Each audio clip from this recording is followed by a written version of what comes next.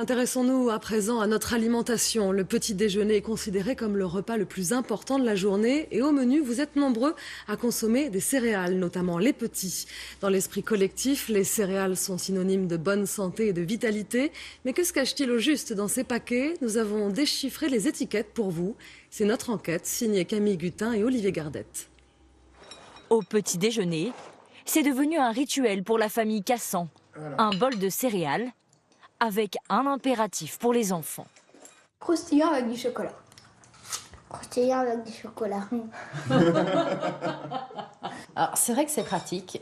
C'est vrai aussi qu'ils peuvent se servir seuls. On n'a pas besoin de leur couper des fruits, on n'a pas besoin de leur couper quoi que ce soit. Dans les rayons, des dizaines de goûts, chocolat, caramel ou encore miel.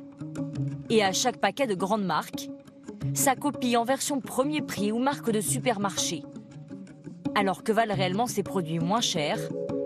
Sont-ils de bonne qualité? Nous avons poussé les portes de cette usine de grande marque en Picardie. C'est l'un des leaders du marché. Et tout commence ici, avec la matière première, du blé français. Dans cette machine qui est un broyeur, en fait, on va passer du blé entier, qu'on voit ici, au blé qu'on a ouvert pour faciliter la cuisson à l'étape suivante. Le blé est ensuite mélangé avec du riz, de l'eau, du sucre, du sirop et des vitamines dans ses cocottes minutes. À la sortie, le mélange donne une pâte épaisse. Elle est ensuite découpée en petits morceaux, calibrés très précisément. C'est l'étape la plus délicate pour former les flocons.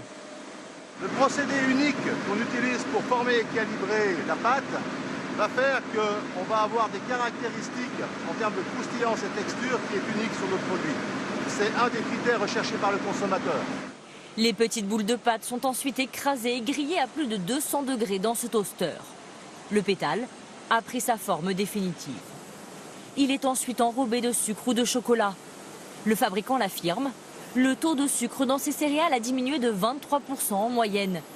Une obligation pour séduire les clients et faire face à la concurrence. C'est un vrai argument commercial lié à tous les problèmes d'obésité. Et donc le fait de réduire l'application du taux de sucre dans nos recettes est favorable pour augmenter la consommation. Dans ce secteur concurrentiel, les grandes marques sont toutes copiées. Et les différences de prix vont parfois du simple au double. 1,80 € pour ces céréales de supermarché à gauche, 3,11 € pour la grande marque à droite. Pourtant, les recettes sont quasiment identiques. Sur les deux étiquettes, du blé complet, du riz, du sucre, de l'extrait de malt d'orge et du sel. La grande marque à gauche a ajouté du sirop de glucose et des additifs. Nous sommes donc allés chez une diététicienne pour savoir si l'apport nutritionnel de ces recettes était vraiment différent. Tout d'abord, le produit de marque de supermarché. Ce qu'il faut savoir, c'est que dans ce type de produit, pour une portion de 30 grammes, on a une teneur en sucre qui est non négligeable, puisqu'on a l'équivalent d'un morceau de sucre pour 30 grammes.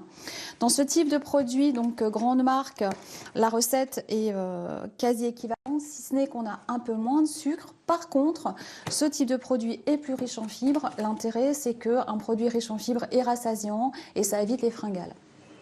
Et pour le goût, nous avons fait tester à l'aveugle à notre famille les 2 paquets de céréales. À gauche, la grande marque. À droite, la marque de supermarché. Sur la grande marque... En termes de croustillance, celles-ci elles sont bien plus croustillantes que celles-ci. On sent bien tous les petits aliments, toute la matière. Là, elles ont moins de goût mais plus croustillantes.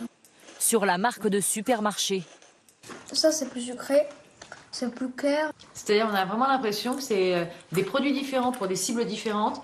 Ça, ce serait plus pour des adultes parce que c'est relativement neutre, c'est presque pas sucré. Ça fait vraiment très enfant. Au final, c'est la grande marque qui remporte la majorité des suffrages. En France, la consommation de céréales est stable depuis quelques années, environ 2 kilos par an et par personne.